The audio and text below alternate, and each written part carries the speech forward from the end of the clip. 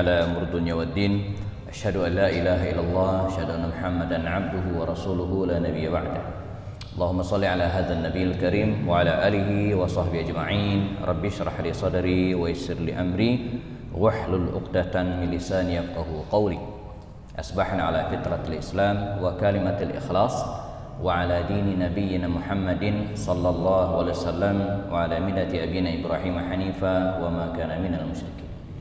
Hadirin dan jamaah salat subuh Masjid atau Musalla An-Nur perumahan Bumi Pertiwi ya, Cilebut. Kita bersyukur kepada Allah Subhanahu wa taala pagi ini di pekan pertama Sabtu Juni 2021 masih dalam nuansa Syawal ya, tanggal 23 atau 24 hari ini ya. Kita bisa melaksanakan sholat subuh berjamaah dan kemudian jelang waktu syuruk nanti kita akan lanjutkan ya, kajian Sirah An-Nabawiyah. Disebut lanjutkan karena kajian kita ini sudah berlangsung 5 kali. Nah, ini adalah seri yang ke-6 ya. Nah, semoga kita bisa istiqamah sampai nanti selesai ya. Istiqamah ustadznya, istiqamah juga jamaahnya ya. Kalau jamaahnya istiqamah, ustadznya enggak ya enggak jalan juga ya. Atau ustadznya istiqamah, jamaahnya enggak ada ya juga susah ya. Jadi dua-duanya harus saling mendukung dan saling mengingatkan insyaallah ya. Oke, baik jazakumullah. Sebagaimana yang sudah di-share di grup barangkali di media-media kita, pada kesempatan kali ini kita akan membahas ya, hikmah di balik pernikahan Rasul sallallahu alaihi wasallam, di mana pada pertemuan sebelumnya kita sudah bahas zawajun Nabi, ya, pernikahan Nabi dengan Khadijah. Sudah Pak ya? Sebelum ya. Jadi pada pertemuan lalu kita sudah bahas ya, pernikahan ya, Rasulullah dengan Khadijah. Nah, pada kesempatan kali ini melanjutkan ya, mumpung sedang bicara tentang tema pernikahan Rasulullah, kita juga akan bahas ya, hikmah di balik pernikahan Nabi dengan istri-istri beliau yang lainnya. Jadi di antara poin yang sering dipertanyakan baik dari kalangan internal umat Islam sendiri ya, apalagi dari luar Islam ya, kalau dalam umat Islam sendiri barangkali sekedar mengklarifikasi gitu ya, ingin bertanya, tapi kalau dari luar Islam barangkali mereka menggugat ya, mengapa Nabi atau bagaimana penjelasannya Nabi menikahi wanita lebih dari 4 ya, 4 aja di kita sudah luar biasa, ini lebih dari 4, bahkan dalam riwayat ada mengatakan 11 bahkan sampai 13 wanita. Bukankah dalam Islam ya, yang dibolehkan itu hanya 4? Fankihu ma taba lakum minan nisa'i masna wa thulatsa wa ruba' ya, nikahilah wanita itu masna 2 ya, kalau tidak 3 atau 4. Nah, kalau khawatir ya, tidak adil, merasa tidak akan mampu adilnya, maka nikahilah fawahidah 1. Nah, di sini kayaknya orang-orangnya pada tidak mampu adil semua kayaknya ya, termasuk saya ya. Jadi kalau fa in khiftum ya alla ta'dilu fawahidah. Kalau kalian khawatir ya, khawatir tidak adil maka 1 saja ya. Jadi perintah asalnya itu 2. Cuman kalau nggak sanggup ya 1. 4 maksimal. Dan demikian juga dengan para sahabat. Ya, para sahabat sepengetahuan saya Abu Bakar, Umar, Utsman, Ali dan seterusnya ya, itu maksimal 4. Kalaupun ada yang lebih dari 4, itu tidak dinikahi secara bersamaan. Jadi meninggal atau dicerai ya, maka seperti Khalid bin Walid itu dikabarkan pernah menikahi 9 orang wanita, tapi itu tidak dinikahi sekaligus ya, dicerai ya, atau meninggal istrinya lalu kemudian menikah lagi sampai 9 wanita sehingga melahirkan sekitar 40 orang anak. Jadi Khalid itu ya 40 anaknya Pak, di luar, bukan dari 1 istri. Kita kan mau ngejar yang 40 itu susah karena 1 istri. Ini masalahnya ya. Jadi para sahabat Nabi dulu sebenarnya istri-istri mereka itu yang nggak banyak-banyak amat anaknya ya. Cuman istrinya yang banyak ya. Sehingga jumlahnya menjadi banyak juga. Nah, jadi bagaimana dengan Rasulullah? Ya, kok lebih dari 4? Nah, ini ya, mungkin kita akan jelaskan. Yang lainnya juga mungkin yang sering menjadi pertanyaan apa? Berapa tahunkkah usia Aisyah ketika dinikahi Rasulullah. Ada mengatakan 6, ada mengatakan 9, ada mengatakan 15. Ya. Bahkan yang sangat populer di kalangan kita justru ya, di bawah usia balik, ya, 6 atau bahkan 7 tahun. Ya, kalau 9 sudah banyak para gadis yang balik gitu ya. Hari-hari ini 9-10 tahun itu sudah ada yang balik. Tapi ini 6 atau 7 tahun kan belum. Ya, belum masuk usia balik. Nah, bagaimana penjelasannya ya? Nah, baik, kita akan mulai. Ini daftar ya. List ya istri-istri Rasul sallallahu alaihi wasallam. Ini saya ambil dari beberapa sumber, di antaranya kitab Ar-Rahiqul Makhtum yang ditulis oleh Syekh Safi Rahman Al-Mubarakfuri. Saya konfirmasi juga dengan beberapa buku, dan saya ingat di Madinah Al-Munawwarah itu ya, dulu saya sebut dulu karena sekarang sudah tidak ada lagi, ada bangunan, ada gedung ya, 2. Pertama, gedung dikenal dengan, orang Indonesia suka menyebutnya dengan Museum Rasulullah. Kemudian di sampingnya ada Museum Asmaul Husna. Itu di sebelah kiri apa kanannya? Ini kiblat di sini. Kanan berarti ya, sebelah kanan. Ya, sebelah kanan. Saya nggak tahu Pak Ramawan dulu ketika umroh sama saya masuk gedung ini enggak ya. Sebab per 2019 Januari ya, 2 gedung yang saya sebutkan tadi dirobohin. Ya, dirobohin karena perluasan Masjid An-Nabawi untuk sebelah kanan. Jadi tidak ada lagi sekarang. Nah, di dalam gedung ini dulu ya, karena sekarang sudah tidak ada lagi, ada museum Rasulullah. Semua hal pernak-pernik tentang Rasulullah SAW. Ya, termasuk diantaranya keluarganya dan istri beliau. Ditempel museum, jadi dibuat ya, ma'rad, kalau bahasa Arab itu ma'rad, pameran begitu kira-kira ya. Orang Indonesia menyebutnya museum. Ya, ada putra-putri Rasulullah, ada istri-istri beliau. Ya, saya sempat foto waktu itu dan sempat saya upload di Instagram kalau tidak salah, walaupun sudah sangat lama. Nah, ini daftarnya, ya, walaupun berbahasa Arab gitu ya, termasuk listnya, lalu kemudian usia mereka ketika dinikahi oleh Rasulullah. Itu total ya, ada 13 orang wanita. Ada 13 orang wanita. Nah, ada yang lainnya, ada mengatakan sampai ada 2 wanita lagi yang diperselisihkan, ada mengatakan bukan istri, tapi kemudian ada mengatakan itu istri Rasulullah. Tapi yang fix disebutkan oleh banyak buku sejarah ada 13 orang wanita ini. Nah, kita akan bahas ini satu-satu dengan tidak begitu detail tentu saja, karena kalau didetilkan bisa satu istri Rasul 1 kali pertemuan. Ya, dan ini begitu panjang ya. Saya sendiri di masjid perumahan Taman Victoria di Sentul, itu ada pengajian rutin sebulan sekali ibu-ibu. Ini saya bahas satu-satu ya, karena bicara tentang ibu-ibu, jadi audiensnya itu ibu-ibu. Majelis taklim ibu-ibu itu dibahas satu-satu ya, dan detail. Nah, kita mungkin tidak dibahas sekilas saja hikmah di balik pernikahan Nabi dengan para ummahat ini ya, dengan para bunda atau para ibu kaum muslimin, ummahatul mukminin. Khadijah ini sekarang sudah selesai. Sudah kita bahas pada pertemuan sebelumnya, pernikahan Nabi dengan Khadijah di usia Rasul pada waktu itu 25 tahun, Khadijah yang mengatakan 40 tahun, dikaruniai 5 orang anak ya, Qasim, Abdullah, Zainab, Ruqayyah, Ummu Kulsum dan Fatimah. Inilah putra-putri Rasul dengan Khadijah radhiyallahu anha. Khadijah ini meninggal pada usia 65 tahunan ya, lebih dulu dari Rasulullah SAW, dan beliau ya satu-satunya istri ya, selain Maimunah yang dimakamkan di Makkah ya, karena meninggalnya sebelum Nabi hijrah. Jadi sekitar 3 tahun sebelum Nabi hijrah ke Madinah Al-Munawwarah, Khadijah ini sudah wafat ya, di Makkah, dimakamkan di kompleks pemakaman Ma'la namanya ya. Nah, di situ juga dimakamkan guru kita Imam Syekh An-Nawawi Al-Bantani ya, Syekh An-Nawawi Al-Bantani dan beberapa ulama yang lainnya yang meninggal di Makkah dimakamkan di pemakaman Ma'la ya. Sehari ini tetap ada istri salah seorang teman saya di Makkah ya, Ustaz Ahmad Musyaddad, ketika istri meninggal pun dimakamkan di Ma'la ya. Jadi kalau di Makkah itu namanya adalah Ma'la, pemakaman Ma'la. Kalau di Madinah namanya pemakaman kompleks pemakaman Baqi Al-Gharqad ya, Baqi Al-Gharqad. Baik, Khadijah meninggal dunia dan dikaruniai 5 orang anak bersama Rasulullah SAW, seorang istri yang luar biasa ya, sampai tahun wafatnya Khadijah itu disebut dengan Amul Huzn ya, tahun duka cita.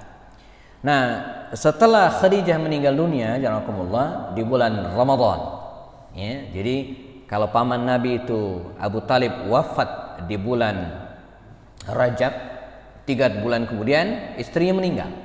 Jadi dalam 1 tahun itu Nabi kehilangan 2 orang yang sangat beliau cintai, dan karenanya tahun itu disebut dengan Amul Huzn, tahun duka ya, tahun duka cita.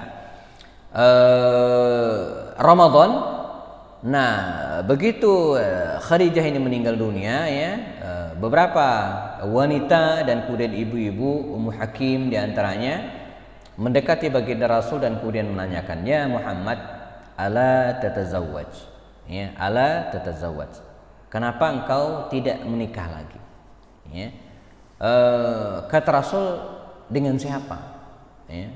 Kata mereka, bint ya, dengan orang yang janda ya, atau gadis. Ya. Kata Rasulullah SAW, kalau janda siapa, kalau gadis siapa? Pilihannya kalau gadis ya, ada putrinya Abu Bakar, Aisyah. Kalau janda ada Saudah binti Zam'ah. Maka akhirnya mereka mengarahkan ke Saudah binti Zam'ah. Nah, Saudah binti Zam'ah ini jamaah janda. Kalau di lauha, di majalah dinding yang saya sebutkan di Madinah tadi itu tertulis namanya Saudah binti Zam'ah. Kemudian kolom berikutnya usia ketika menikah dengan Rasulullah itu 55 tahun. Jadi 55 tahun. Anaknya 5 atau 6 orang masih kecil-kecil. Suaminya ini ya, wafat di Habasyah, meninggal di Habasyah. Nanti kita akan ceritakan khusus tentang hijrah kaum muslimin ke Habasyah. Sehingga Saudah binti Zam'ah ini janda, sudah tua, anaknya banyak, nggak ada keluarga yang ngurus, bapaknya juga udah tua, Zam'ah ini. Ya. Nah, wanita inilah yang kemudian ya dinikahi oleh Rasulullah SAW di bulan Syawal. Ya, jadi hanya 1 bulan berselang setelah wafatnya Khadijah, Nabi menikah dengan Saudah binti Zam'ah ini di bulan Syawal. Ada hikmah yang mengatakan bahwa dulu bangsa Arab cenderung melarang atau menghindari pernikahan di bulan Syawal. Ya, mengapa? Sebab di bulan Syawal itu ya, kalimat Syawal dalam kitab Lisanul Arab itu dikatakan Syawal itu diambil dari kata syalat ya, artinya mengangkat. Jadi pada bulan Syawal ini unta-unta itu mengangkat ekornya, pertanda dia tidak mau kawin. Jadi unta aja nggak mau kawin di bulan Syawal, apalagi manusia. Ini anggapan jahiliyah. Tapi dalam Islam tidak. Nah, itu dirombak oleh Rasul bahwa tidak ada tahun sial, bulan sial, hari sial, nggak ada. Ya, maka akhirnya Nabi memutuskan di bulan Syawal beliau menikah. Dan nanti kita akan ketemu istri-istri Nabi yang lainnya dinikahi juga di bulan Syawal. Bahkan orang Betawi itu punya pantun ya. Gimana pantunnya? Ikan bawal diasinin. Bulan Syawal dikawinin ya. Jadi justru bagus ya, menikah di bulan Syawal. Dalam arti bagus, boleh. Jadi bulan Syawal. Saya nggak tahu kalau tradisi di Sunda ini ya, ada semacam larangan nggak, menghindar nggak. Nah, tapi intinya dibolehkan. Maka menikah dengan Saudah binti Zam'ah. Hikmahnya jamaah ini menarik. Saudah ini walaupun sudah tua, ya relatif tua dan anaknya banyak, tapi Saudah ini dalam banyak catat sejarah dikenal sebagai perempuan yang humoris. Apa humoris itu? Apa? Periang ya. Jadi ya suka bercanda gitu. Dan ini tepat sekali karena Nabi itu sedang berduka ditinggal istrinya. Ya, anak Rasulullah yang namanya Fatimah waktu itu masih kecil. Jadi butuh sosok yang mengayomi, menghibur baginda Rasul sallallahu alaihi wasallam bernama Saudah binti Zam'ah. Dan banyak kisah bagaimana Saudah ini ya suka bikin ger Rasulullah, ketawa gitu ya. Misalnya pernah suatu saat, ini yang saya ingat aja kisahnya ya, Nabi sholat, kemudian di belakangnya Saudah binti Zam'ah ini ngikut, mungkin sholat malam barangkali ya, dan kepalanya Saudah ini ya, nyundul punggung belakang baginda Rasul SAW, duk gitu kan, sehingga hampir dua-duanya hampir jatuh. Begitu selesai Nabi tersenyum gitu ya, setelah sholat. Dan apalagi tubuhnya agak gemuk gitu ya, gemuk. Orang yang tubuhnya gemuk itu emang lucu gitu ya. Lucu. Banyak cerita ya. Jadi bagaimana Saudah ini menjadi wanita yang menghibur, menenangkan Rasulullah. Ya. Nah, Saudah binti Zam'ah, dan dia orang yang sangat suka mengalah. Jadi enggak mentang-mentang tua gitu kan, tapi dominan enggak, dia suka mengalah. Ya, apalagi terhadap istri-istri Nabi yang lainnya. Ini Saudah binti Zam'ah ya. Jadi janda. Inilah wanita kedua yang dinikahi Nabi setelah Khadijah meninggal dunia. Ini kadang suka jadi ledekan ibu-ibu gitu ya. Jadi kalau suami yang mau nikah lagi, ya lihat tuh Rasulullah. Istri yang dinikahi siapa? Janda. Nah, setahun kemudian jazakumullah, Nabi menikah dengan Aisyah. Ini panjang perdebatan di kalangan ulama, namun mengerucut pada dua hal. Apakah usia Aisyah, apakah ketika menikah dengan Aisyah, usia Aisyah ini di bawah sinil bulugh sebelum baligh atau setelah baligh? Itu saja intinya ya. Pendapat ulama-ulama salaf dulu, ulama-ulama dulu ya, cenderung mengatakan bahwa Aisyah ini nikahi oleh Rasul qabla sinil bulugh, sebelum usia baligh. Ini pendapat para ulama dulu ya. Dalam kitab-kitab mereka, misalnya Imam An-Nawawi, Ibnu Hajar Al-Asqalani, itu rata-rata menyebutkan riwayat bahwa Aisyah dinikahi oleh Rasul pada usia sinni qabla al-bulugh, sebelum dia baligh, entah 6 atau 7 tahun. Nah, belakangan ulama-ulama kontemporer yang belakangan ya, justru berpendapat sebaliknya. Mereka ya berlandaskan pada usia kakak Asma. Jadi Asma binti Abu Bakar As-Siddiq itu terpaut dengan Aisyah ini 10 tahun. Ya, terpaut 10 tahun. Nah, Asma binti Abu Bakar ini ya, meninggal pada usia 73 tahun. Ya. Jadi Asma binti Abu Bakar ini dicatat dalam riwayat, Asma ini kakaknya Aisyah. Nah, beda Aisyah dengan Asma itu 10 tahun lebih tua Asma. Yang ada catatan riwayatnya, Asma ini ya, wafat tahun 73 Hijriah, usianya 100 tahun. Ya, saya ulangi, Asma binti Abu Bakar ini, kakaknya Aisyah ini, ketika wafat di tahun 73 Hijriah, usianya 100 tahun. Artinya Asma ini ketika hijrah 100 kurang 73, 27 tahun. Jadi Asma ini ketika hijrah dari Mekah ke Madinah berapa? 27 tahun. Ya kan? Kan 27 tambah 73 kan 100 tahun ketika dia wafat. Ini data. Data yang kedua, beda antara Asma dengan Aisyah itu 10 tahun. Kalau Asma ketika hijrah usianya 27 tahun, berarti Aisyah ketika hijrah berapa? 17 tahun. Nah, Aisyah dinikahi oleh Rasul 2 tahun sebelum hijrah. Berarti usia Aisyah berapa? 15 tahun. Kan berkurang ya. Kan 17. Ya, dikurang 2. Jadi 15 tahun. Ini pendapat ulama-ulama kontemporer yang belakangan. Jadi tidak ada hadis yang mengatakan bahwa Nabi menikahi Aisyah pada usia sekian belas tahun, nggak ada. 15 tahun. Ini hitung-hitungan para ulama berdasarkan riwayat yang ada. Termasuk diantaranya kalau jamaah buka kitab atau buku Muhammad Super Leader and Super Manager yang ditulis oleh Dr. Syafi Antonio yang terkenal itu ya, beliau menyebutkan angka ini ya, 15 tahun. Tapi buku-buku yang lama itu justru menyebutkan ya antara 6 atau 7 tahun, maksimal 9 tahun. Maksimal 9 tahun. Nah, bagaimana jalan tengahnya? Andai baginda Rasul menikah dengan Aisyah pada usia 15 tahun, ini nggak ada diskusi, selesai, biasa, nggak ada masalah. Ya, udah biasa banget di kita saja banyak yang menikah pada usia-usia seperti ini. Ya, apalagi bangsa Arab yang dulu mereka menikahkan anaknya pada usia-usia dini dan itu tidak ada masalah. Ya, setelah usia baligh. Nah, bagaimana kalau riwayat mengatakan Aisyah dinikahi Rasul pada usia sebelum baligh? ini pun secara dua hal ya, tidak ada masalah. Pertama, secara hukum syariat.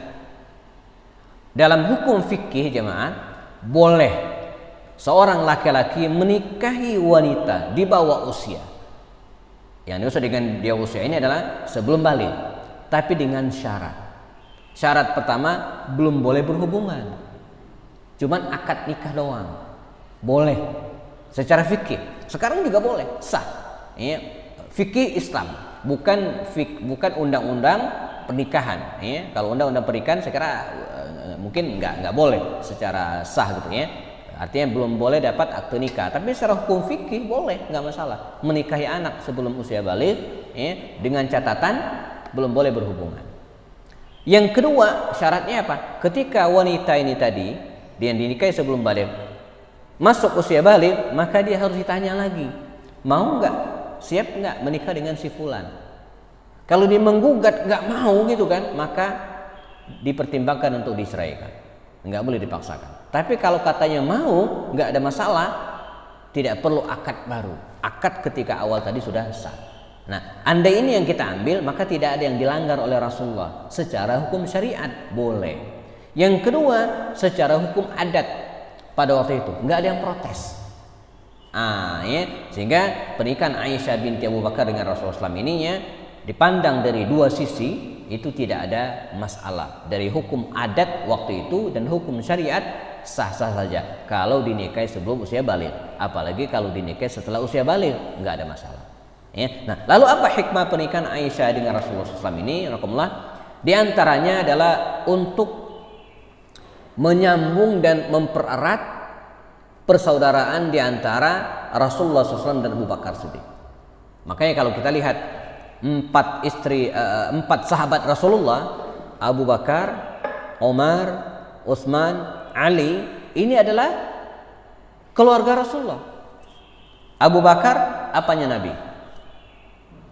Mertua, kan anaknya dinikahi Rasul. Umar apanya Nabi? Umar apanya? Mertua. Nah, nanti kita akan bicara tentang Hafsah.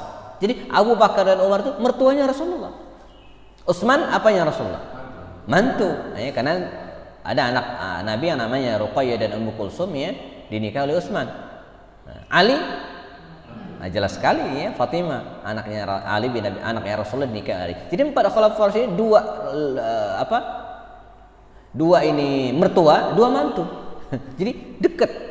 Dan ini menjadi kebiasaan bangsa Arab kala itu, dan mungkin sekarang juga masih sesuai itu. Di mana mereka suka menikahkan ya, teman ya, anak kita dinikahi dengan, kalau di kita kan belum biasa Pak ya. Coba mohon maaf di sini ya, teman-teman jamaah sekalian yang ada di sini sudah akrab, sholat berjamaah bareng, mungkin ngaji bareng ya, tinggal di satu komplek perumahan juga sudah lama kenal ya. Kita tahu anaknya baik ya, keturunan bagus dan suka jadi kita udah tahu banget lah dari kecilnya gitu kan.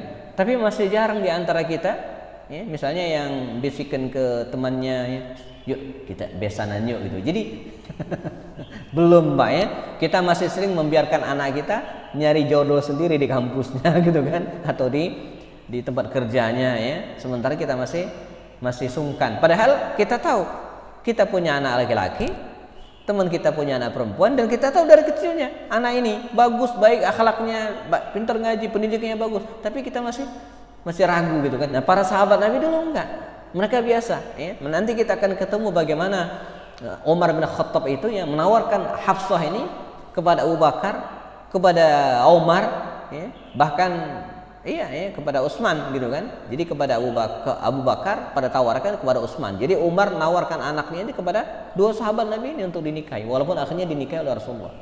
Ya. Dalam sejarah juga kita ketemu bagaimana Umar bin Khattab itu ya, pernah ingin menikahi anaknya Abu Bakar, dan akhirnya malah dia menikahi anaknya Ali. Jadi Umar itu menikah dengan anaknya Ali yang namanya Ummu Kulsum binti Ali. Jadi Umar itu mantunya Ali. Ali bin Abi Thalib itu mertuanya Umar. Jangan hitung usianya Pak, jauh banget. Karena Umar itu ketika masuk Islam usianya 27 tahun. Ali bin Abi Thalib itu ketika masuk Islam usianya 8 tahun. 27 kurang 8, 19. Jadi lebih tua Umar 19 tahun ketimbang Ali. Nah, Umar menikah dengan anak bungsunya Ali. Jauh banget, kayak cucu gitu ya. Tapi itulah yang kemudian terjadi. Umar ada alasan apa? Untuk mempererat persaudaraan dan kekerabatan dengan Sayyidina Ali bin Abi Thalib, keluarga Rasul. Nah, ini alasan diantaranya Nabi menikah Aisyah untuk ya, menjalin keakraban persaudaraan dengan Abu Bakar Siddiq. Selain itu juga Aisyah ini juga dinikahi oleh Rasul, di antara hikmahnya, dan beliau sendiri mengatakan untuk menjadi sumber hukum. Ya, sumber hukum. Bayangin kalau Nabi menikah dengan Khadijah. Khadijah meninggal, selesai. Kira-kira hari ini dari mana kita dapat riwayat tata cara mandinya Rasulullah? Ya, tata cara tidur Rasulullah yang dibaca Nabi ketika ingin berhubungan, dan adab-adab etika lainnya sifatnya sangat privasi gitu ya, sangat pribadi. Dari mana kita dapat? Dari istri Rasulullah. Ya. Dari mana kita tahu cara tidur Rasulullah? Ya dari Aisyah. Dari mana kita tahu ya cara mandi Rasulullah gitu kan? Dari Aisyah. Nah, jadi Aisyah ini menjadi istri Rasulullah SAW, sekaligus dia menjadi sumber syariat, sumber syar'i, sumber hukum. Nah, ya, ini dan Aisyah itu mendampingi Rasulullah dari awal sampai Nabi meninggal. Semuanya tahu. Ya. Inda muqimin wa safar, ketika Nabi dalam keadaan mukim di Madinah atau dalam keadaan safar. Makanya Aisyah itu adalah istri Nabi yang paling banyak meriwayatkan hadis kepada kita. Paling banyak. Setelah Abu Hurairah tentu saja ya. Di antara istri Nabi yang paling banyak merekam hadis adalah Aisyah. Nah, kemudian berikutnya adalah Hafsah. Hafsah binti Umar ini anaknya Umar bin Khattab. Ya. Suami Hafsah ini ya, ada mengatakan wafat ya, setelah perang Badar. Ya, setelah perang Badar. Ada juga mengatakan perang Uhud, tapi yang rajih itu perang Badar. Nah, ketika Hafsah ini selesai masa iddah. Masa iddah itu masa selesai masa menunggu. Jadi begini, ketika seorang wanita ditinggal wafat oleh suaminya, maka dia harus menunggu. Tidak boleh langsung nikah, Pak. Kalau laki-laki boleh. Ya, belum meninggal aja istri boleh menikah ya. Bahkan Imam Ahmad bin Hanbal itu hari ini istri meninggal, besok dia menikah, Pak. Dalam riwayat dikatakannya. Jadi hari ini istri meninggal nih, besok dia menikah. Kalau kita dibully itu ya, kalau di Indonesia ya, dibully. Apalagi kalau istri belum meninggal udah menikah, itu dibully. Ya, meninggal hari ini besok menikah tetap dibully itu ya. Ini tapi Imam Ahmad bin Hanbal punya alasan. Ya, saya tidak ingin dan khawatir meninggal dalam keadaan membujang katanya. Arti membujang ini bukan belum menikah, janda, duda. Jadi saya tidak ingin dan saya khawatirnya meninggal dalam keadaan duda, maka dia buru-buru menikah. Ya, jadi ini babnya apa? Bab bagaimana para ulama dulu ya menghindari ya, al-imtina wan nahyu 'anit tabattul. Ya, menghindari dan mewaspadai jangan sampai meninggal dalam keadaan sendirian. Ya, nah, di sini ada bujangan duda. Ya, segera dicarikan ya. Jangan sampai meninggal dalam keadaan tabattul. Tabattul itu jomblo ya. Jadi Rasul ya, Nabi tidak ingin kecuali dengan alasan yang sangat kuat. Ya, misalnya Imam An-Nawawi, ada juga debat saya. Tapi Ustadz, Imam An-Nawawi itu Imam An-Nawawi Ad-Dimashqi, bukan Imam An-Nawawi Al-Bantani ya, kan ada dua. Imam An-Nawawi itu meninggal dalam keadaan membujang, artinya tidak menikah. Iya, ya, dia banyak ibadahnya, banyak nulis buku gitu kan, banyak mengajar. Nah, Anda nulis buku enggak, ngajar enggak, membujang gitu ya. Ini salah contoh namanya ya, tidak sempurna. Nah, baik, ketika Hafsah ini meninggal dunia ya, selesai masa iddahnya. Berapa masa iddah wanita ketika ditinggal wafat istrinya, suaminya? Ya, 4 ashhur wa 10. 4 bulan 10 hari. Jadi selama 4 bulan 10 hari itu dia belum boleh menikah dengan siapapun. Setelah selesai masa iddahnya, maka Umar, ayahnya Hafsah ini mendatangi Abu Bakar. Ya Abu Bakar, anak saya udah selesai masa iddahnya dan janda. Ya, kalau engkau mau silakan nikah. Ini luar biasa. Abu Bakar no comment. Ya, jadi dia khawatir jawab salah, ya, maka daripada salah mendingan nggak jawab. Ini adabnya Pak. Kata Rasul ya, qul khairan au liyasmut, ya. Katakan yang benar, kalau enggak diam aja gitu kan. Nah, diam aja. Jadi kalau bahasa wartawan itu no comment. Ya, ditanya ya, tapi nggak jawab, itu tetap ditulis Pak dalam media. Saya 7 tahun di media ya, wartawan ya. Jadi kalau narasumber kita tanya dia nggak jawab, itu bukan berarti wartawannya pulang dengan tangan kosong. Dia tetap bisa menulis. Ketika si fulan ditanya, dia no comment, tidak menjawab. Dia tidak menjawab aja udah bisa jadi tulisan. Nah jadi no comment, Abu Bakar no comment. Maka datanglah Umar ke Utsman. Ya Utsman, nah pas nih ya, Utsman waktu itu duda karena istrinya Ruqayyah wafat. Ya, makanya Utsman itu kan tidak sempat ikut perang Badar karena istrinya sakit. Kalau bahasa Sunda itu kan di pendoponya Ummu Salamah ini tadi. Nabi sendiri kalau kelelahan habis sholat zuhur, ya jadi rebahannya, selonjorannya siang hari di situ di rumah Ummu Salamah tadi itu. Terkenal gitu ya. Jadi rame, ya, sering rame di depan. Nah, yang lucunya lagi ya, di samping di depannya itu ada Aisyah yang suka ngintip. Ngintip ya. Siapa aja yang ada di situ gitu ya. Jadi berdekatan. Nah, bahkan termasuk nanti kita ketemu perang Khandaq. Setelah perang Khandaq selesai, Nabi istirahat di rumah Ummu Salamah itu. Dan Aisyah ngintip gitu ya. Jadi lucu gitu ya. Jadi Aisyah masuk ke rumah Ummu Salamah, istirahat di situ. Istri Nabi yang lain Aisyah ngintip dari luar. Nah, tiba-tiba ya ada seorang laki-laki masuk ke rumah tersebut. Ya, yang dikira adalah Hatib Nabi Balta'ah. Ternyata itu bukan sahabat Nabi yang namanya Hatib, tapi malaikat. Ya, jadi malaikat yang menyerupai sahabat Rasulullah laki-laki datang ke rumah Ummu Salamah menemui Rasulnya dan mengabarkan bahwa perang belum selesai, di mana mereka harus mendatangi kabilah Bani Quraiza. Nanti kita akan ceritakan. Nah, jadi Ummu Salamah ini dinikahi oleh Rasulullah ya, dan hikmahnya apa? Ummu Salamah ini jamaah menjadi istri Nabi yang paling diandalkan dalam berpendapat. Artinya kalau ada hal-hal yang jelimet gitu kan, Nabi konsultasinya begitu kira-kira kalau bahasa kita hari ini ke Ummu Salamah ini. Dia dianggap sebagai wanita yang paling dewasa, berpengetahuan, dan dari kabilah terhormat dari kabilah Bani Makhzum, ya, dari keluarga kabilah Bani Makhzum, jadi terkenal. Dan diantaranya misalnya ketika terjadi perjanjian Hudaybiyah, ketika Nabi ingin berangkat umroh dari Madinah menuju ke Mekah, kemudian terhambat di Hudaybiyah, akhirnya tidak jadi umroh. Ya. Mereka akhirnya walaupun sudah menggunakan pakaian ihram harus balik lagi ke Madinah. Enggak jadi masuk ke Mekah, padahal sudah jalan jauh, tinggal 23 kilo lagi masuk ke Mekah, udah pakaian ihram enggak jadi. Ini kan nyesek, ya. Maka Nabi mengatakan kita berdasarkan perjanjian dengan kafir Quraisy harus balik. Tahun depan baru dibolehin. Untuk itu kata Rasul, kita bertahalul di sini di Hudaybiyah ini dan menyembelih hewan kurban, ya, hewan kurban atau hewan denda di sini. Ya. Nah, kata Nabi mengajak para sahabat. Tapi karena para sahabat kecewa luar biasa, mereka berharap akan bisa umroh tapi ternyata harus balik lagi. Tidak ada satupun yang menerima seruan Rasul itu. 2-3 kali Nabi mengajak, ayo kita tahalul ayo. Sembelih hewan kurban masing-masing kata Rasulullah. Tidak ada yang nyaut. Bahkan sahabat-sahabat senior seperti Abu Bakar, Umar dan lainnya. Maka Rasul masuk ke tendanya, ketemu Ummu Salamah ini. Dan Ummu Salamah memberikan solusi. Kata beliau, ya Rasulullah, enggak usah teriak-teriak, enggak usah ngajak yang lain. Engkau datang ke hadapan mereka, potong rambutmu dan sembelih hewan kurbanmu di hadapan mereka.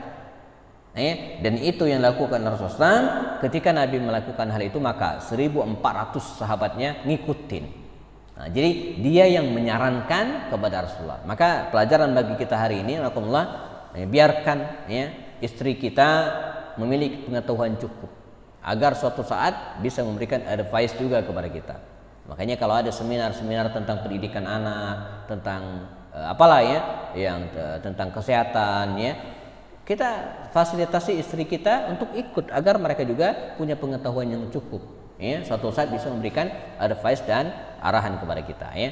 Dan apalagi di tradisi kita ya, banyak pejabat-pejabat itu ya, kebijakan-kebijakannya itu banyak yang disarankan oleh istrinya. Coba kalau istrinya tidak punya pengetahuan atau fikrah, pemikiran yang bagus, maka kebijakannya bisa fatal. Makanya kita orang tua hari ini, alhamdulillah, di antara tugas kita juga adalah memberikan pendidikan yang baik kepada anak-anak kita yang perempuan. Walaupun suatu saat mereka hanya menjadi istri dari suaminya, nggak masalah. Jadi nggak mesti berharap anak-anak kita yang perempuan istrinya pendidikannya tinggi, kuliah, lalu kemudian ujung-ujungnya di rumah doang, nggak kerja, nggak apa-apa, nggak masalah. Karena mereka adalah ibu dari anak-anak mereka, cucu kita. Mereka adalah istri dari suaminya, ya, yang akan mendampingi suaminya dalam mengarungi bahtera rumah tangga. Nah, ini Ummu Salamah. Ketujuh, Zainab binti Jahash. Ini pernikahan yang paling luar biasa. Ya, pernikahan yang paling luar biasa. Zainab binti Jahash ini mulanya adalah istri dari Zaid bin Haritha. Zaid bin Haritha ini jamaah pernah menjadi anak angkat Rasulullah. Pernah menjadi anak angkat Rasulullah, budak.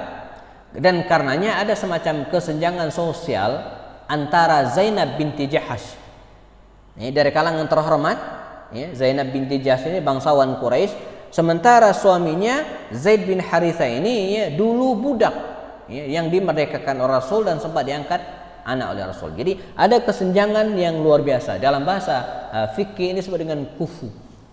Maka di antara hal yang kita perhatikan dalam pernikahan itu disebut dengan al-kufu ini. Jadi dia setara, ada kesetaraan.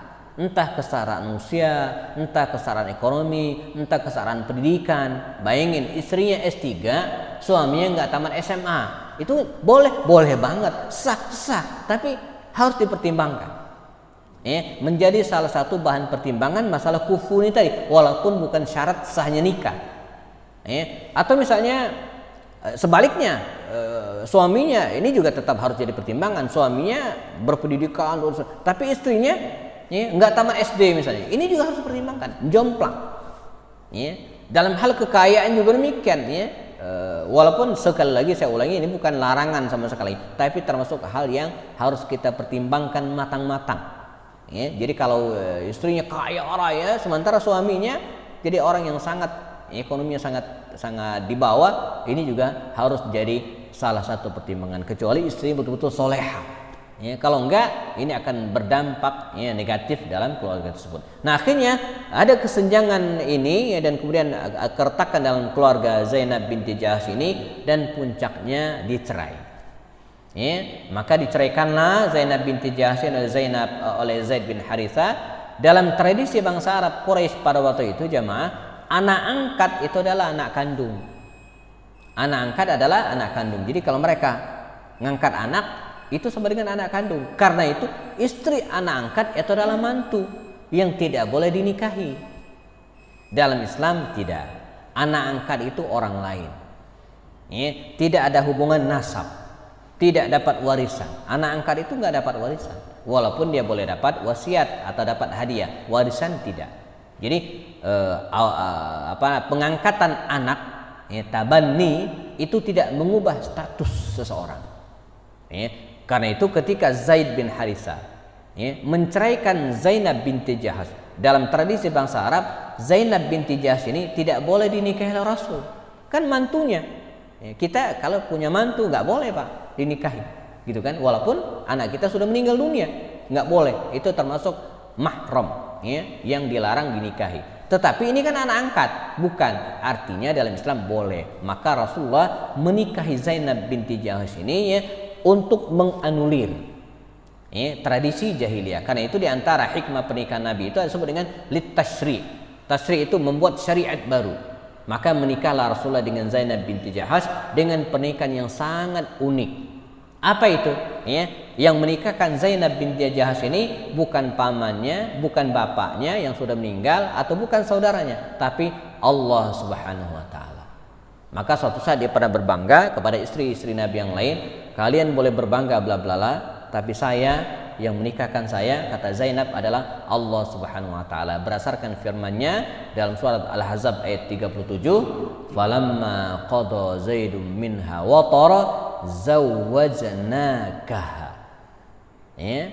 Jadi kalau kita kan zawwajtuka yaha, saya nikahkan engkau dengannya. Nah, ini Allah yang mengatakan itu, zawwajnaka. Ya, kami nikahkan engkau ya Muhammad dengannya.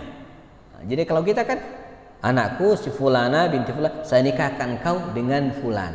Ya, kalau Allah enggak. Kalau Zainab ini enggak. Kata Allah, saya nikahkan zawwajnaka.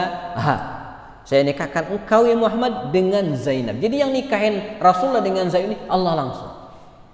Nah ini karena itu dalam Al-Quran satu-satunya sahabat Nabi yang disebutkan namanya adalah Zaid bin Haritha, suami dari Zainab binti Jahsy ini. Jadi yang sekian banyak sahabat Nabi, orang-orang mulia, Abu Bakar, Umar, Utsman, Aisyah, dan semuanya ada 100.000 lebih para sahabat Nabi, tapi tidak ada satupun yang namanya ada di Al-Quran, kecuali satu orang, Zaid bin Haritha ini, istri dari suami dari Zainab binti Jahsy. Falamma qada Zaid, jadi ada Zaid dalam surat Al-Ahzab ayat yang ke-37. Udah waktu syuruknya, kita satu lagi, sisanya nanti kita cicil pada pertemuan berikutnya. Ummu Habibah, pendek saja.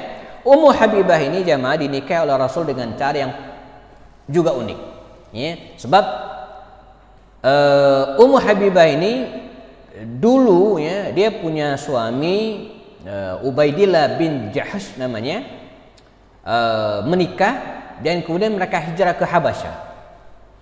Di Habasyah suaminya ini murtad dan meninggal dunia dalam keadaan murtad. Ummu Habibah janda. Ummu Habibah ini putri dari Abu Sufyan bin Harb, musuh Rasulullah dalam dua perang besar, yaitu perang Uhud dan perang Khandaq. Dalam perang Uhud dan perang Khandaq ini yang memimpin pasukan Quraisy adalah Abu Sufyan, ayah dari Ummu Habibah. Nah, ketika tahun ke-7 Hijriah selepas perjanjian Hudaybiyah, Nabi mengirimkan surat ke berbagai raja. Di antara surat Nabi dikirimkan ke Habasyah. Dan Nabi mendapatkan informasi dari para sahabat yang pulang dari sana bahwa Ummu Habibah ini janda. Maka Nabi melalui utusannya yang namanya Amr bin Umayyah ad-Damri membawa surat baginda Rasul dan menyampaikan kepada Ummu Habibah untuk melamar, dan Ummu Habibah setuju. Masalahnya Nabi ada di Madinah sementara Ummu Habibah ada di Habasyah.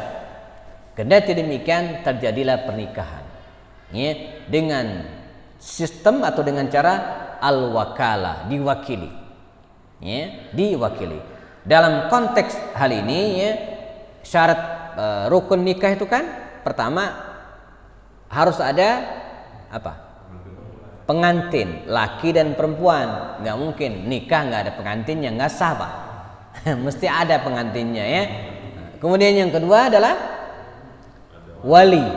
La nikaha illa biwali, nggak boleh nikah tanpa wali. Dalam mazhab 3 mazhab, kecuali Imam Abu Hanifah. Beliau mengatakan boleh menikah tanpa wali dengan syarat janda. Jadi janda itu boleh menikahkan dirinya sendiri dalam mazhab Hanafi. Tapi kalau dalam mazhab Syafi'i tetap harus ada wali. Makanya dulu di tahun 90-an ada ulama kita, ustadz kita menikah dengan janda tanpa wali. Dari kalangan Nahdliyin, ribut di media waktu itu padahal belum seluar biasa sekarang, apalagi sekarang itu habis dibully di Twitter gitu Kalau dulu kan belum ada, tapi tetap aja diangkat media besar pada waktu itu Jadi ketika di sidang ulama ini dia bawa buku nih. Janda itu boleh menikahkan dirinya sendiri tanpa wali. Anda baca kitab ini gitu Pas dibaca, iya kitab mazhab Hanafi. Sementara dia kan orangnya NU, mazhabnya Syafi'i. Gimana ceritanya Anda ibadah selama ini pakai Syafi'i semua, giliran nikahi janda pindah ke mazhab Hanafi gitu akhirnya kayaknya dipisah waktu itu, diceraikan gitu tapi dibolehkan dalam mazhab Hanafi, dan ini mazhab yang jarang dipakai Nah, Ummu Habibah waktu itu 2 jadi pengantin udah ada, wali, syahid saksi 2 orang dan kemudian akad yang di dalamnya ada mahar.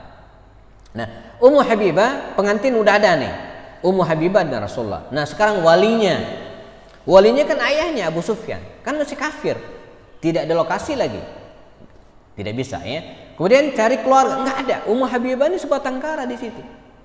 Jadi maka berlakulah hukum as-sultanu waliyun man la waliyalah.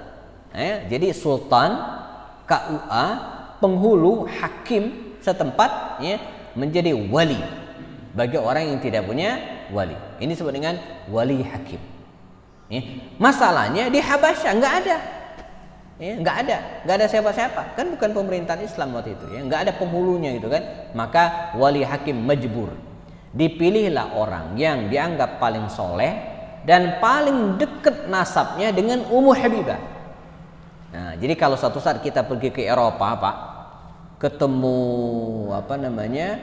akhwat wanita dan kita pengen menikah dengan dia, tapi nggak ada siapa-siapa, ayahnya, maka nikahnya adalah wali hakim. Karena di negara Eropa nggak ada KUA, maka cari ulama, ustadz yang dianggap paling referensi gitu kan, paling bagus dan paling dekat hubungan nasabnya dengan dia. Maka ketemulah seorang sahabat namanya Khalid bin Sa'id. Dia dari kabilah Bani Umayyah yang sangat dekat dengan Ummu Habibah ini. Maka ketemulah walinya. Masalahnya pengantinnya di Mekah, di Madinah. Gimana caranya? Dulu kan belum ada Zoom, ya, tidak bisa telekonferensi, gitu kan? Maka pakai wakil. Nah, wakilnya siapa? Raja Najasyi. Maka terjadilah pernikahan jarak jauh, di mana Nabi mewakilkan dirinya melalui surat beliau pada waktu itu ya kepada Najasyi untuk menikah dengan Ummu Habibah. Dan dalam hukum fikih ini boleh-boleh saja. Wallahu a'lam. Saya dengar Abdurrahman Wahid Gus Dur, mantan presiden kita, dengar-dengar juga melakukan pernikahan seperti ini. Ya, karena Ibunda Sinta Nuriyah itu berada di Indonesia, sementara Gus Dur waktu itu kalau tidak salah ada di Baghdad dan nikah. Ya, Gus Dur kan memang suka yang aneh-aneh gitu ya. Saya juga pernah mengikuti pernikahan seperti ini. Ada teman saya satu kantor, ya, akhwat perempuan, dia menikah. Suaminya ada di Yaman, masih kuliah. Ya, saya juga nggak tahu kok bisa begitu. Tunggu sebentar kayak gitu. Dia nggak nikah. Jadi ketika kita datang ke Rawamangun Pak, ke rumah keluarga istrinya waktu itu ya perempuan, itu pengantinnya cuma satu. Pengantin satu lagi masih di Yaman. Tahun berapa itu? 2005, 2006 barangkali gitu ya. Belum ada WhatsApp segala macam, nggak ada ya. Jadi, tidak berselang lama, sekitar seminggu 2 minggu setelah itu istrinya ini ya berangkat ke Yaman, nyusul suaminya. Suaminya jemput di bandara. Jadi lucu aja gitu ya, jemput istrinya yang dinikahi lewat perwakilan keluarga waktu itu dan baru ketemu di Yaman.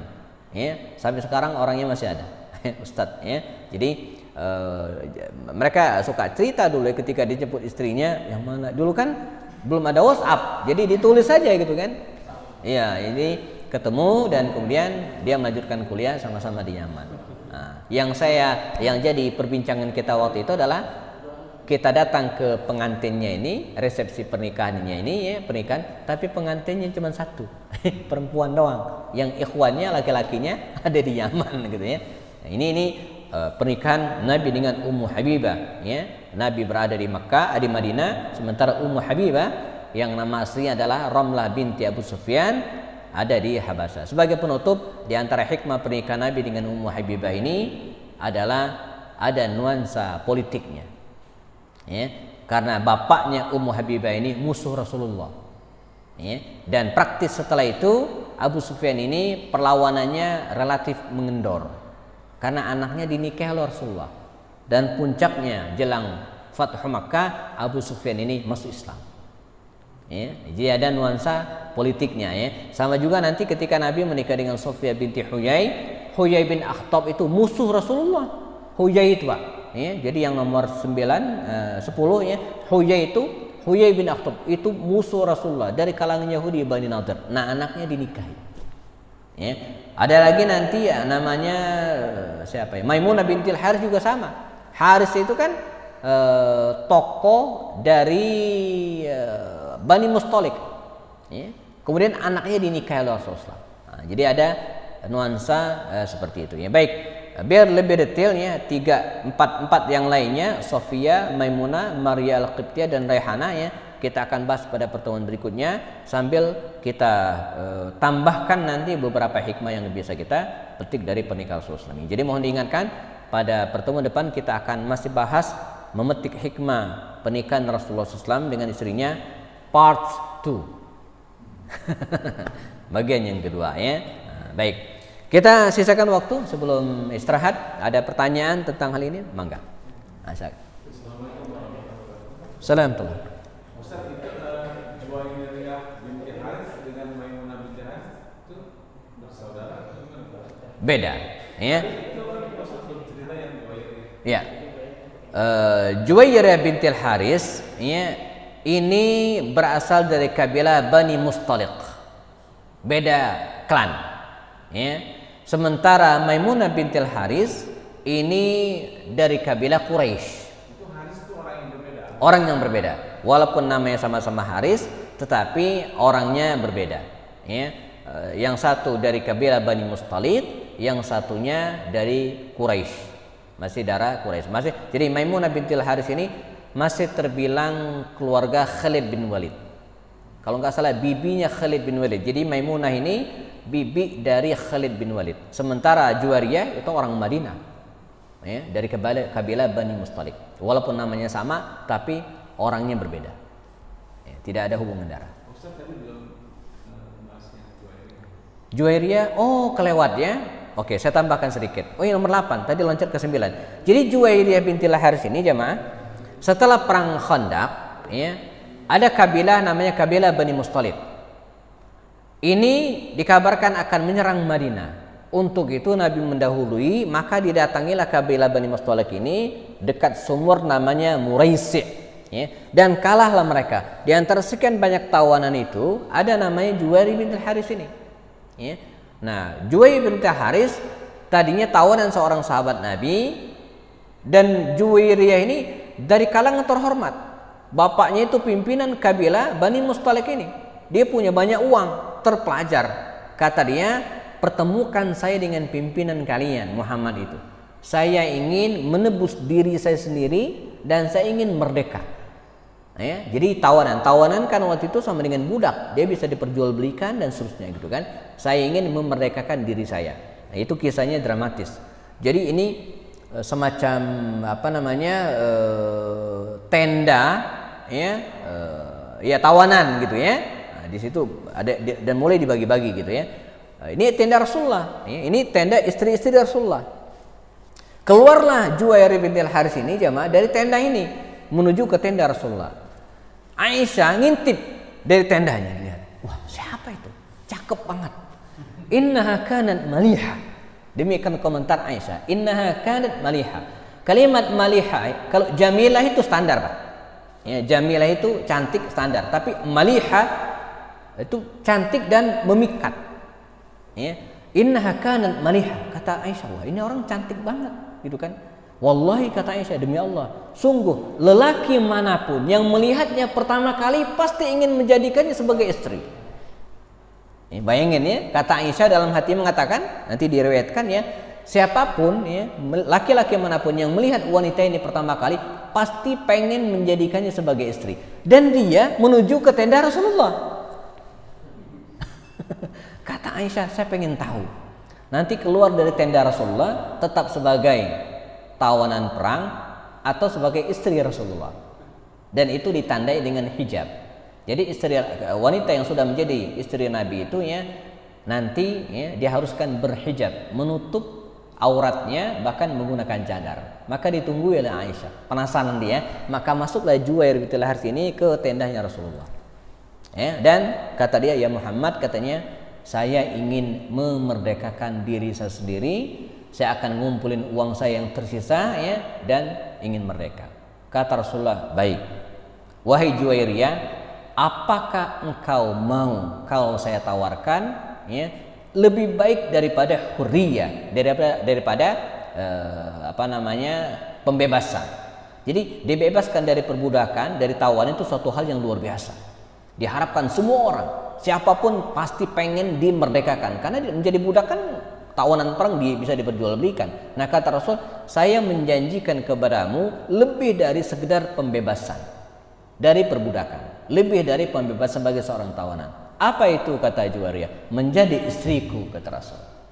Kata dia, benar, serius, iya, mau. Maka masuk Islamlah dia dan menjadi istri Rasul. Maka begitu dia keluar, dia sudah mutahajjibah, sudah berhijab. Kata Aisyah, benar kata saya. Tapi apa yang terjadi? Aisyah sendiri menuturkan, tidak ada hari yang lebih berkah daripada hari pernikahan Nabi dengan Juwairiyah bintil Haris. Ya, jadi tidak ada hari yang lebih berkah daripada pernikahan Nabi dengan Juwairiyah bintil Haris. Mengapa demikian? Karena pada hari itu juga lebih dari 100 kakak, 100 keluarga dimerdekakan oleh kaum muslimin dari perbudakan. Dan mereka semuanya masuk Islam. Nah, maka di antara motif pernikahan Juwairiyah ini dengan Rasulullah di antara adalah ya, motif dakwah. Ya, jadi ketika Nabi menikah dengan Juwairiyah bintil Haris ini, sak kampung Bani Mustaliq tadi Pak masuk Islam semua. Karena merasa sudah berbesanan dengan Rasulullah, sudah menjadi keluarga Rasulullah. Nah, jadi motifnya motif dakwah. Ya, menikahi salah satu putri dari Bani Mustaliq yang kafir semua tadi itu, begitu dinikahi Rasulullah, mereka berbondong masuk Islam karena sudah merasa keluarga Rasul. Putri kami dinikahi oleh Rasulullah. Demikian ya anggapnya. Namanya Juwairiyah bintil Haris, terkenal dengan kecantikannya dan juga belum terlalu tua, mungkin 30 sekian lah usianya pada waktu itu, yang juga janda. Juwairiyah ini janda karena suaminya sebelumnya sudah meninggal dalam peperangan tersebut. Baik, bagus. Enggak. Itu di antara 13 istri-istri Rasulullah tersebut, itu mana yang memberikan suatu keturunan, yang tidak memberikan keturunan. Ya. Dua, saya lihat sepertinya perkawinan Rasulullah dengan istri-istrinya itu adalah lebih banyak menguatkan dakwah Islam dan politis. Ya. Benar nggak kira-kira? Oke. Ya. Baik, bismillah. Pertama, dari sekian banyak istri Nabi ini tidak ada satupun yang melahirkan keturunan kecuali dua. Pertama adalah Khadijah radhiyallahu anha yang melahirkan 5 orang anak, Qasim, Abdullah, Zainab, Ruqayyah, Ummu Kulsum dan Fatimah, dan satu lagi yang ke-12 Maria Al-Qibtiyah melahirkan anak namanya Ibrahim. Namun sayang Maria Al-Qibtiyah ini ya, yang melahirkan anak namanya Ibrahim ini ya, Ibrahim ini ya, anak Rasulullah ini meninggal dunia pada usia yang masih kecil, usia 18 bulan.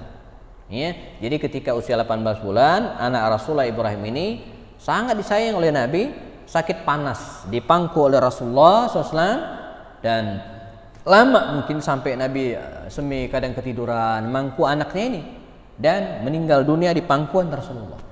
Ya, jadi di pangkuan Nabi meninggal dunia, dan persis waktu meninggalnya anak Rasulullah Ibrahim dari Maria ini terjadi gerhana matahari. Tiba-tiba alam itu jadi gelap. Dulu kalau terjadi gerhana matahari atau bulan itu mendadak Pak, karena nggak tahu. Kalau sekarang kan sudah diancang-ancang, ntar malam ada gerhana gitu kan. Besok bulan depan ada gerhana. Kita udah tahu. Dulu kan nggak, tiba-tiba gelap aja gitu kan. Maka di Indonesia dulu kan nenek moyang kita dulu kan panik kalau gerhana matahari. Tiba-tiba terang, tiba-tiba gelap. Maka segala hal dipukulin gitu kan. Karena nggak ngerti. Nah, waktu itu juga demikian. Para sahabat juga masih banyak yang bingung. Maka mereka menghubung-hubungkan wafatnya putra Nabi yang sangat beliau kasihi dengan gejala alam yang tiba-tiba gelap gulita, gerhana matahari total, gelap. Itu kan seperti isya.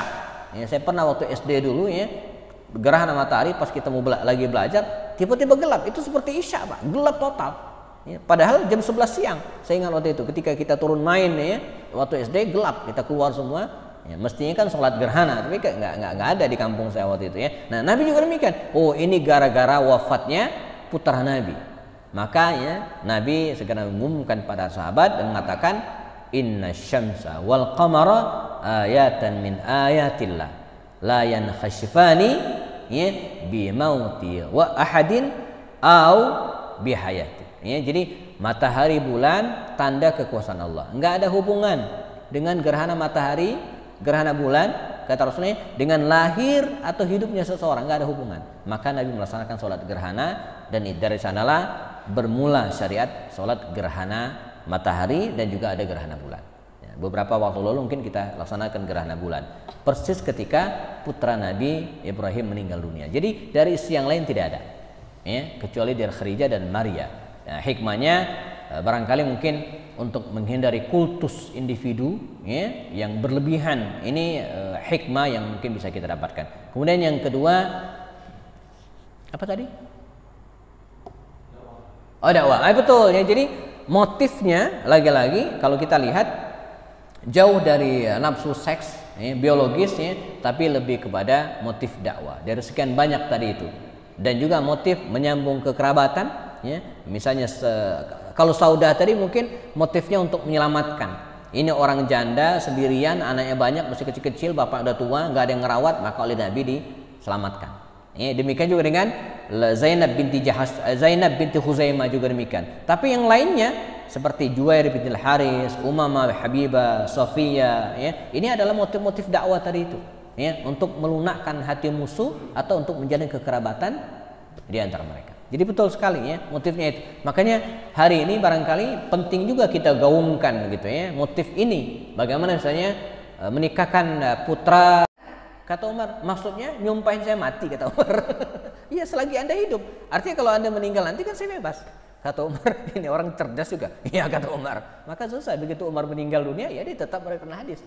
Makanya Abu Hurairah paling banyak meriwayatkan hadis. Karena apa? Seperti Aisyah, dia menyampaikan. Nah, kalau yang lain, walaupun membersamai Nabi, tapi tidak menyampaikan. Sama seperti kita di sini kan sama-sama menyerap yang saya sampaikan gitu kan. Tapi apakah di luar nanti cerita dengan istri? Kan belum tentu juga. Apakah cerita dengan anak? Kan belum tentu juga. Nah, kalau yang menceritakan ke yang lain, jadi paling banyak meriwayatkan hadis dari saya gitu kan. Tapi walaupun sama-sama mendengar dari Rasulullah, tapi kalau tidak disampaikan ke yang lain, maka dia tidak disebut meriwayatkan. Atau bahkan bisa jadi orang lain meriwayatkan. Ya, seperti Abu Hurairah sampai 5.700 sekian hadis, ya, melampaui jumlah yang lain. Wallahu a'lam. Oke, baik, kita cukupkan jamaah. Nanti sisanya kita bisa ngobrol santai di luar forum. Jazakumullah khairan. Kita ketemu lagi pada pertemuan depan dan mohon diingatkan Ustaz Rahmat, ya, kita nanti akan bahas hikmah pernikahan Rasulullah part 2, ya, bagian kedua insyaallah. Selesaikan dengan kafarat majlis. Subhanakallah hamdika asyhadu an la ilaha illa anta astaghfiruka wa atubu ilaik. Assalamualaikum warahmatullahi taala wabarakatuh.